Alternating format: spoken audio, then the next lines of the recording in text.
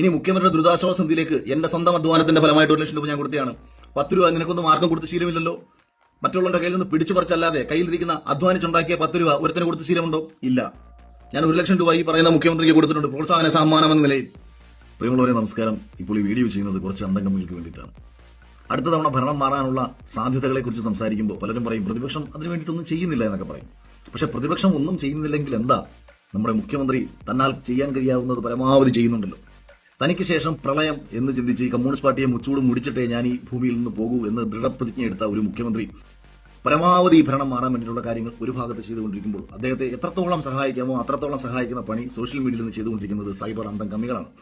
ഈ മന്ദബുദ്ധികളായ സൈബർ അന്തം കമ്മികൾക്ക് യാതൊരു വിവരവും ബോധവും ഇല്ലാത്തതുകൊണ്ട് തന്നെ ഇവന്മാരുടെ ചില ആരോപണങ്ങൾക്കൊന്നും മറുപടി പറയേണ്ട ഒരു കാര്യമില്ല എന്ന് ഞാൻ കരുതിയതാണ്. പക്ഷേ കഴിഞ്ഞ 2-3 ദിവസമായിട്ട് ഈ മന്ദബുദ്ധികൾ നിരവധി ഫേസ്ബുക്ക് പേജുകളിലും വീഡിയോകളിലും മറ്റുമായിട്ട് ഇങ്ങനെ ചോദിച്ചുകൊണ്ടിരിക്കുകയാണ്. യാതൊരു ഉളുപ്പുമില്ലാതെ ഇവന്മാർ ഇങ്ങനെ ചോദിക്കുകയാണ്, അഖിൽമാരാർ വയനാട്ടിൽ വെച്ചു കൊടുക്കാമെന്ന് പറഞ്ഞ 3 വീടുകൾ എവിടെ?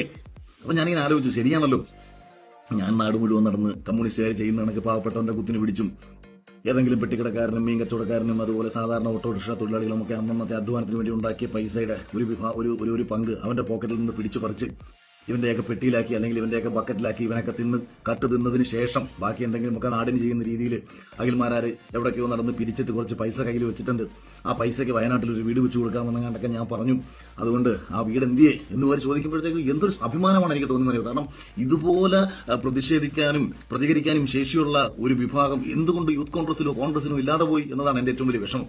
കാരണം 765 കോടി രൂപ നാട്ടുകാരെ നിന്ന് പിരിച്ച് കയ്യിൽ വെച്ചിട്ട് വർഷം 1 കഴിഞ്ഞിട്ട് അതെടുത്ത് വെച്ചിട്ട് തത്തത്ത കാണിച്ച് അടുത്ത തെരഞ്ഞെടുപ്പിന് തൊട്ടു മുമ്പ് കുറച്ച് പരിപാടി ചെയ്തിട്ട് ഞങ്ങൾ എന്തോ മഹാന്മാരാണെന്ന് കാണിക്കാൻ വേണ്ടി നോക്കിയിരിക്കുന്ന പിണറായി വിജയനും സംഘവും കൊള്ള സംഘവും ഒരു ഭാഗത്തിരിക്കുമ്പോൾ ഇവിടെ അഖിൽമാരാരെന്ന് പറയുന്ന വ്യക്തി പിച്ചു കൊടുക്കാമെന്ന് പറഞ്ഞ വീടിനെതിരെ പ്രതിഷേധ സ്വരം ഉന്നയിച്ചുകൊണ്ട് ഏത് എന്റെ പേജ് പോസ്റ്റിന്റെ അടിയിലും അല്ലെങ്കിൽ വീഡിയോകളൊക്കെ ചെയ്തിട്ട് അന്തംഗമ്മി സൈബർ അണികൾ ആഘോഷിക്കുമ്പോൾ ഈ വിവരം കെട്ടവന്മാരോട് മറുപടി പറയാതിരിക്കുന്നത് എങ്ങനെയാണ്? ഇനി ഞാൻ മറുപടി പറയാം. ഞാൻ എവിടെയാണ് പ്രതിഷേധ സ്വരം ഉയർത്തിയത്? 5000 കോടി രൂപ പ്രളയത്തിന്റെ പേരിൽ പിരിച്ചുവെച്ച ഒരു സർക്കാർ, 1300ഓളം കോടി രൂപ കോവിഡിന് വേണ്ടി പിരിച്ചുവെച്ച ഒരു സർക്കാർ ആരുടെ കയ്യിൽ നിന്ന് പിരിച്ചുവെച്ചു?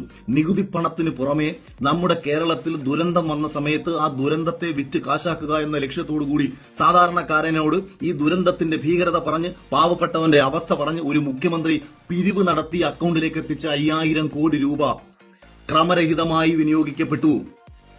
പാർട്ടിക്കും പാർട്ടി പ്രവർത്തകർക്കും തോന്നിയ രീതിയിൽ ഈ പണം പ്രയോജനപ്പെടുന്ന രീതിയിൽ പല കാര്യങ്ങളും ചെയ്തു എന്ന പരമമായ യാഥാർത്ഥ്യങ്ങളും സത്യങ്ങളും ഇതിനു മുൻപ് നിലനിൽക്കെ അർഹതപ്പെട്ട നിരവധി ആൾക്കാർക്ക് അർഹതപ്പെട്ട കാര്യങ്ങൾ സർക്കാരിന്റെ ഭാഗത്തു നിന്ന് ലഭിച്ചില്ല എന്ന സംശയങ്ങളും എന്ന ആരോപണങ്ങളും മാധ്യമങ്ങളും പ്രതിപക്ഷവും ഒക്കെ ചർച്ചയാക്കിയ സമയത്ത് വയനാട്ടിൽ ഒരു വലിയ ദുരന്തം വരുന്നു.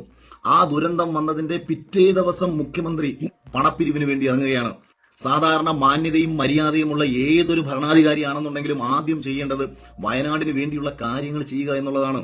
നമ്മളൊന്ന് ആലോചിച്ച് പോകും, നമ്മുടെ നാട്ടിൽ ഒരു വലിയ പ്രശ്നം ഉണ്ടാവുന്ന സമയത്ത് ആ നാട്ടിലെ ഒരു പഞ്ചായത്ത് പ്രസിഡന്റ് പിറ്റേന്ന് വന്നിരുന്നിട്ട് എല്ലാവരുടെ പണം ചോദിച്ചാൽ നമുക്ക് എന്ത് തോന്നും? നമ്മൾ ആദ്യം പറയും, എടാ ഇവിടെ വേണ്ട കാര്യങ്ങൾ ചെയ്യും, ഇവിടെ ശവശരീരങ്ങൾ കുന്നുകൂടി കിടക്കുകയാണ്, ഈ ശവശരീരങ്ങൾ എവിടൊക്കെയാണെന്ന് പോലും അറിയാൻ വയ്യ, എത്ര പേർ മരിച്ചു എന്ന് പോലും അറിയാൻ വയ്യ. അപ്പൊ നമ്മൾ ആദ്യം ചെയ്യേണ്ടത് അവിടെ വേണ്ട കാര്യങ്ങൾ ചെയ്യുക എന്നുള്ളതാണ്. അവിടെ എല്ലാം നഷ്ടപ്പെട്ട ജനതയ്ക്ക് വേണ്ടി നിലവിൽ നമ്മുടെ ഖജനാവിലുള്ള പൈസ എടുത്ത് അവിടെ വേണ്ട കാര്യങ്ങൾ ചെയ്തതിന് ശേഷം 1 മാസം മറ്റോ കഴിഞ്ഞ് ഞങ്ങൾ ഇന്ന കാര്യങ്ങളെല്ലാം വയനാടിന് വേണ്ടി ചെയ്തു, പക്ഷേ നമ്മൾ പ്രതീക്ഷിക്കുന്നതിനെക്കാട്ടിയും വലിയ ദുരന്തമാണ് അവിടെ നടന്നത്, അതുകൊണ്ട് ഖജനാവിലുള്ള പണത്തേക്കാൾ കൂടുതൽ സഹായം ജനങ്ങളുടെ ഭാഗത്തുനിന്ന് ഉണ്ടാവേണ്ടിയിരിക്കുന്നു, നിങ്ങളാൽ കഴിയാവുന്ന സഹായം നിങ്ങൾ ചെയ്യണം. അത് നിങ്ങളാൽ കഴിയാവുന്ന സഹായം മാത്രം മതി. കാരണം എല്ലാ മനുഷ്യരും കേരളത്തിൽ ഈ ദുരന്തന്റെ ഭരണം കാരണം നശിച്ച് നാറാണക്കല്ലടിച്ച് കിടക്കുകയാണ്.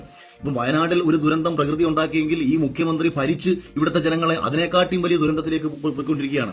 വയനാട്ടിൽ ദുരന്തത്തിൽപ്പെട്ട മനുഷ്യർ മരിച്ചുപോയെങ്കിൽ ഇവിടെ പല മനുഷ്യരും ഈ ദുരന്തന്റെ ഭരണം കാരണം ജീവച്ഛവമായി ജീവിച്ചുകൊണ്ടിരിക്കുകയാണ്. ജീവിക്കാൻ ഗതിയില്ലാതെ പല ആൾക്കാരും അലഞ്ഞുകൊണ്ടിരിക്കുകയാണ്. അപ്പൊ അവരുടെ കയ്യിൽ നിന്ന് പിടിച്ചു പറിക്കാനല്ല പോണ്ടത്. സർക്കാർ ഉദ്യോഗസ്ഥന്മാരെല്ലാം തന്നെ അവരുടെ വരുമാനം കൊണ്ട് ജീവിക്കാൻ പറ്റാത്ത സാഹചര്യത്തിൽ വിലവർദ്ധനവ് വലിയ രീതിയിൽ എല്ലാ സാധനങ്ങൾക്കും ഉണ്ടായിട്ടുള്ള വിലക്കയറ്റം കാരണം നിത്യജീവിതത്തിനും നിത്യച്ചെലവിനും വഴിയില്ലാതെ മുന്നോട്ട് പോയിക്കൊണ്ടിരിക്കുന്ന ഓരോ മനുഷ്യന്റെ കയ്യിൽ നിന്നും പിടിച്ചു പറിക്കാൻ നിൽക്കാതെ അവരോട് പറയണം, നിങ്ങളാൽ കഴിയാവുന്ന സഹായം ഈ ദുരന്തം നടന്ന പ്രദേശത്ത് ചെയ്യണം.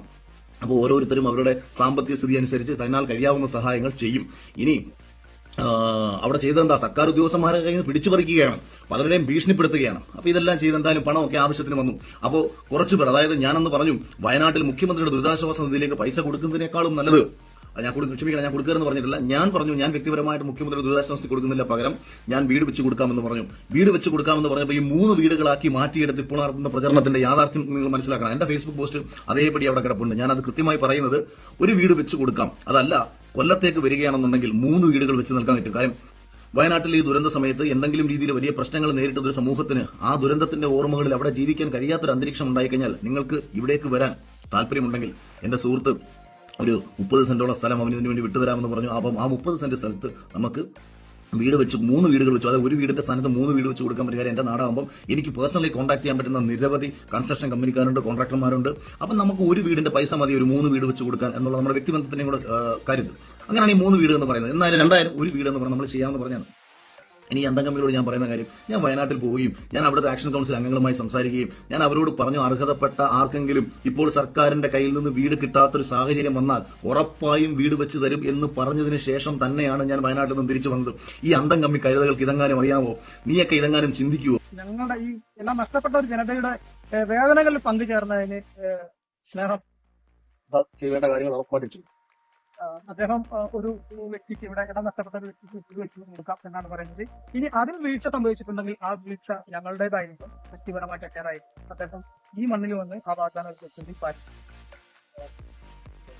അപ്പൊ എന്റെ ഈ പ്രിയപ്പെട്ട അന്തംഗമികൾ ഇതൊന്നും കണ്ടിട്ടില്ല, എന്റെ ഫേസ്ബുക്കിൽ ഞാൻ പോസ്റ്റ് ചെയ്തേക്കുന്നതൊന്നും അറിഞ്ഞിട്ടില്ല. അങ്ങനെ ഈ കഴുതകൾ ഇവന്മാരെന്ത് ചെയ്തു, വയനാട്ടിൽ വെച്ച് കൊടുക്കാമെന്ന് പറഞ്ഞ 3 വീട് എന്ത് ചെയ്യുന്നു ചോദിച്ചുകൊണ്ട് ഇറങ്ങിയിരിക്കുകയാണ്. ഇനി നിന്നോടൊക്കെ ഞാൻ പറയുകയാണ്, നിനക്കൊക്കെ ആത്മാഭിമാനം ഉണ്ടെന്നുണ്ടെങ്കിൽ ഈ മുഖ്യമന്ത്രിയോട് ചോദിക്കാമോ, കഴിഞ്ഞ 1 വർഷമായി 765 കോടി രൂപ പിരിച്ചു കയ്യിൽ വെച്ചിട്ട് എന്താണ് തടസ്സം? വയനാട്ടിൽ വീട് വെക്കാൻ എന്താണ് തടസ്സം? പണം കയ്യിലുണ്ടെന്നുണ്ടെങ്കിൽ ഇന്നത്തെ കാലത്ത് ഒരൊറ്റ മാസം മതി ഒരു 800 സ്ക്വയർ ഫീറ്റ് വീട് വെച്ച് തീരാൻ. വെറും ഒരൊറ്റ മാസം മതി. മനുഷ്യന് പണമില്ലാത്തത് കൊണ്ടാണ് വീട് വെപ്പ് നീണ്ടുപോകുന്നത്.